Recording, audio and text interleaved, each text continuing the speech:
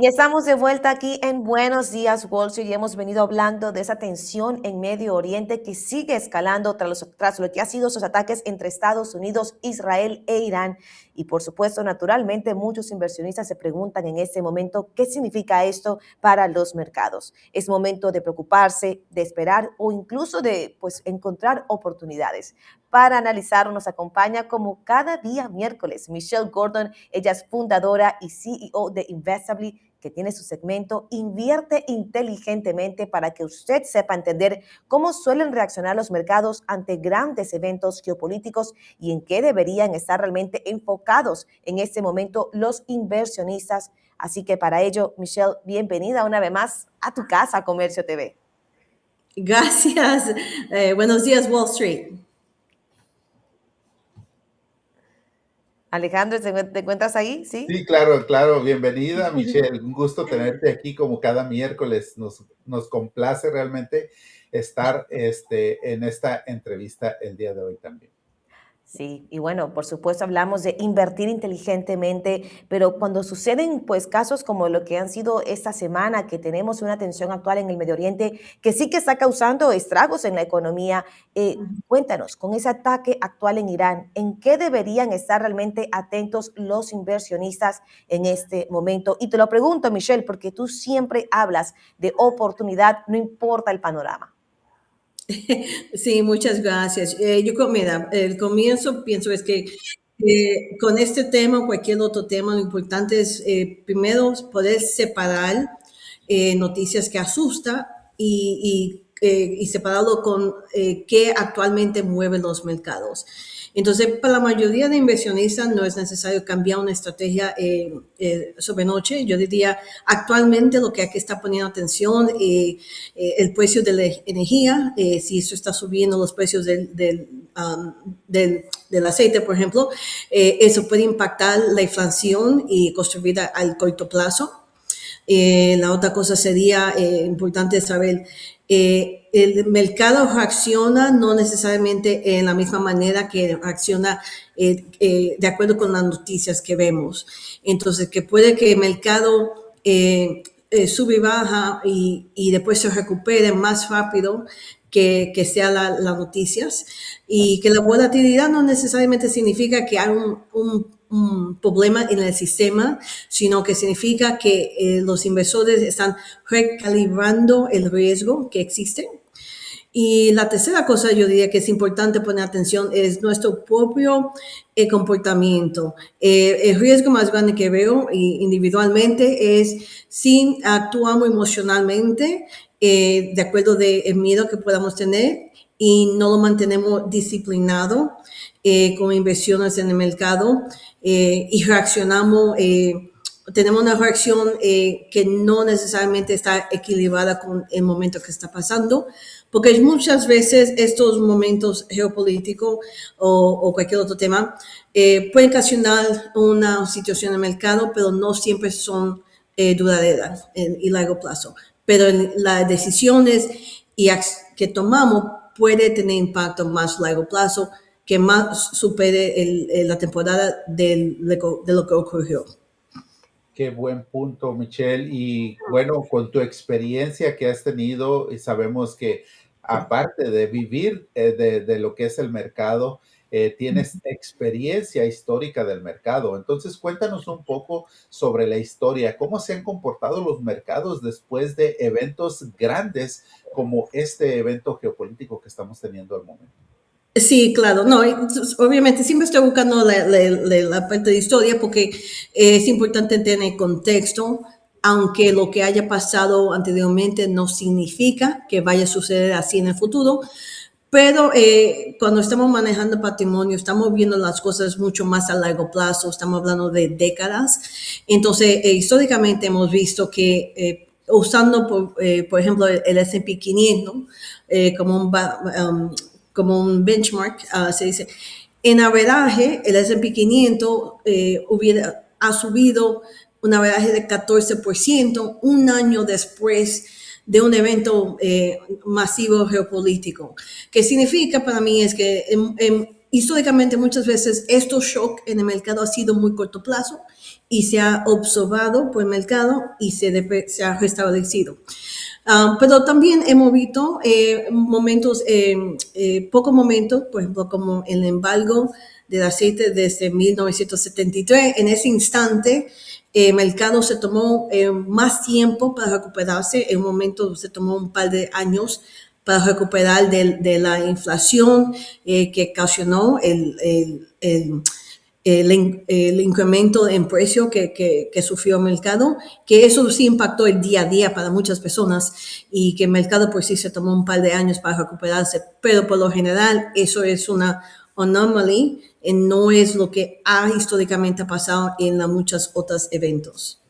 Ok, Entonces todo depende, no, diría, la diversificación aquí es clave porque la diversificación está diseñada para estos momentos. Como dice Vanessa, siempre una oportunidad es que en estos días hay partes del mercado que han estado subiendo. En otras partes están bajando, pero hay partes que están subiendo. ok, Michelle. Entonces entiendo que debemos de ver un poco la historia de cómo se ha comportado, pero no debemos enfocarnos en pensar que se va a volver a repetir, porque yo lo he mencionado algunas veces. Cuando se vivió la guerra del Golfo, por ejemplo, pues el presidente que estaba en aquel momento no era Donald Trump, no había elecciones de medio término en ese año, no había una inflación ni un desempleo como el que estamos teniendo en este momento. Entonces, pueden suceder cosas similares, pero no podemos aferrarnos a que la historia se va a volver a repetir, ¿es correcto? Exacto, sí.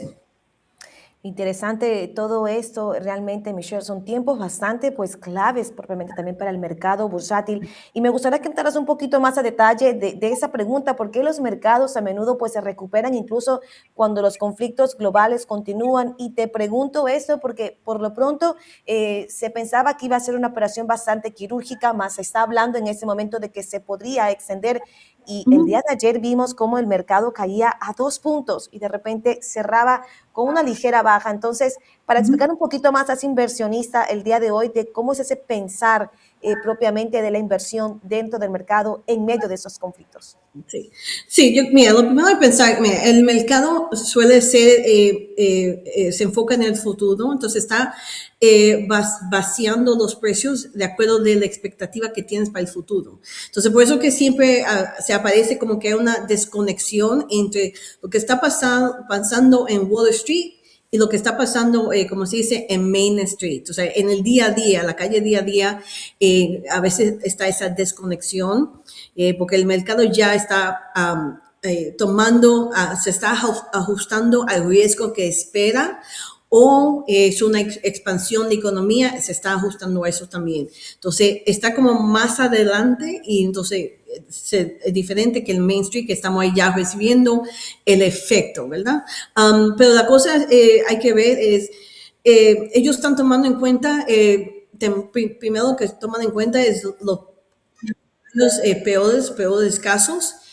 Y después se enfoca en los fundamentales, en lo que son, cómo, qué efecto va a tener en demanda de consumo, qué efecto va a tener en la inflación, en póliza monetaria del país, en la innovación o el acceso al aceite, por ejemplo, y cómo eso impacta a diferentes compañías y estados. Entonces, todo eso se está tomando en cuenta. Pero lo que normalmente veo es que después el mercado se ha recuperado o está moviendo hacia adelante y apenas al día a día estamos comenzando a recibir los efectos. Muy bien, Michelle.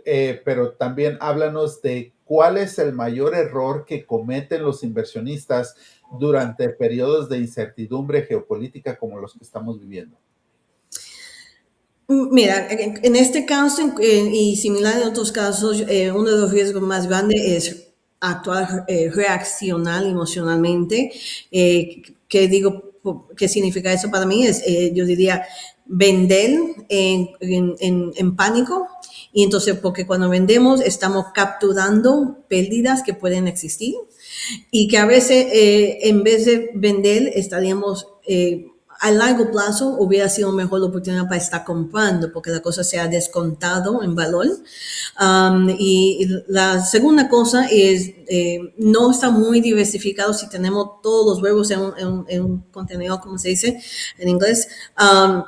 No estamos capturando bien las oportunidades que se presentan en estos momentos. Y además, si estamos tomando riesgo más lejano de donde podemos estar, eso puede impactar a largo plazo también. Entonces, la clave sería es no tomar reacciones emocionalmente, no estar con riesgo más de lo que podemos contener. Por ejemplo, de fondos que se vaya a usar en los próximos 3 años, normalmente debería estar invertido en otros instrumentos de inversión que no es necesariamente acciones de compañías o índices, sino cosas más que están diseñadas para preservar el capital. Porque normalmente capital de riesgo es que se quiere utilizar en la bolsa. Entonces, si estamos